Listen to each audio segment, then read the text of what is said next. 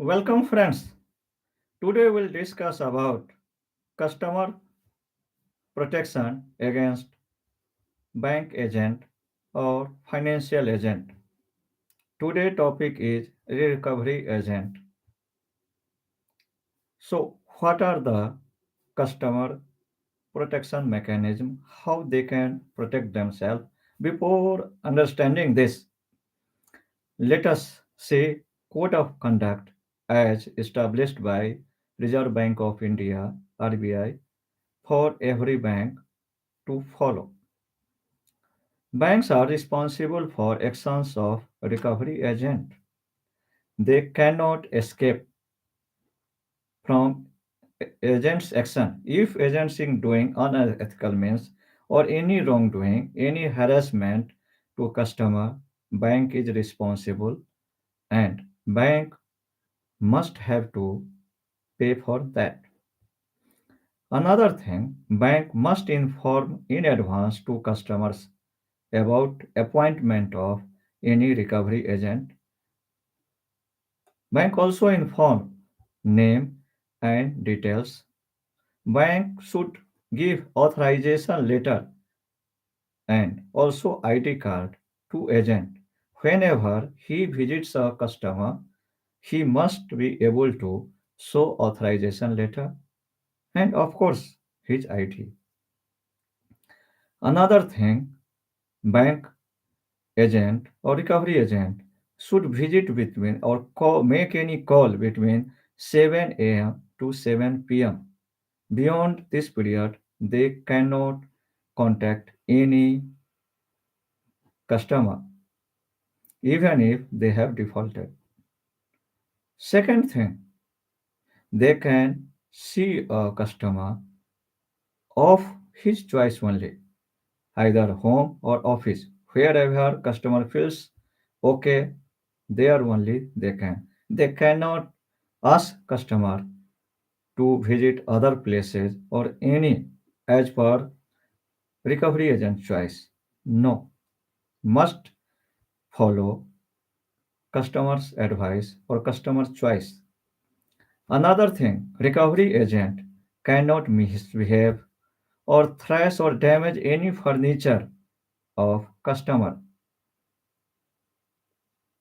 Agents are not required to or not should not do anything which customer feels harassed or his privacy is disturbed. They cannot do any intimidation or agent cannot do anything like that which destroys public reputation of a customer. If customer didn't want or do not want to talk to agent due to his misbehave or anything, recovery agent must oblige. Another thing, bank must ensure recording of conversation between customer and his appointed agent to establish whether agent is behaving properly or no. Agent should not make any verbal or written promise on behalf of bank. Whatever authorized, only he can tell, and as per letter they can demand, they can only supposed to remind the customer about repayment. They cannot cross beyond that. This is mandated by bank or we can say RBI have fixed these guidelines that should be followed by every recovery agent. Now, what customer can do? Customer should aware of these things and should not entertain any recovery agent beyond 7 a.m. and 7 p.m. time.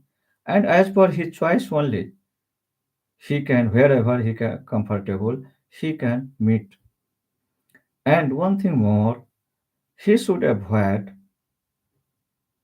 recovery agent and direct contact bank, go to bank and make necessary settlement. That will be better and good. Now let us see one case study. Vijay Lakshmi took loan from bank Citibank in May 2000 and bought Maruti Omni car. Citibank fixed 60 installment of 4,604. Actually, he has got loan of 1.82 lakh. For that, premium amount was fixed 4,604.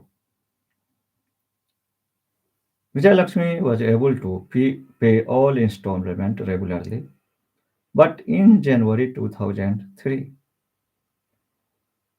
her husband met with accident and she was not able to pay some installment due to this. In May 2003, one recovery agent called her and informed rupees 1.2 lakh balance and asked for repayment. Actually, recovery agent visited on 19th May and showed letter of 10th May authorizing recovery agent to collect money of rupees 60,000 by 16th May, but he visited on 19th May. So Vijay Lakshmi and her husband reasoned with the recovery agent and he ultimately agreed to give grace period of 14 days and within 14 days he was supposed to pay or repay 60,000, but on 29th May two guy, another recovery agent, or we can say muscle man, visited and took car by force. Of course, the Vijay Lakshmi complained to police, but police didn't do anything much. So she go to court and filed a case. Before that, she visited bank on 31st with money. Bank asked again to visit on 4th June. She visited again again asked to visit on 6th. But before going to bank informed her that bank has sold the car on 1.5 lakh to another guy.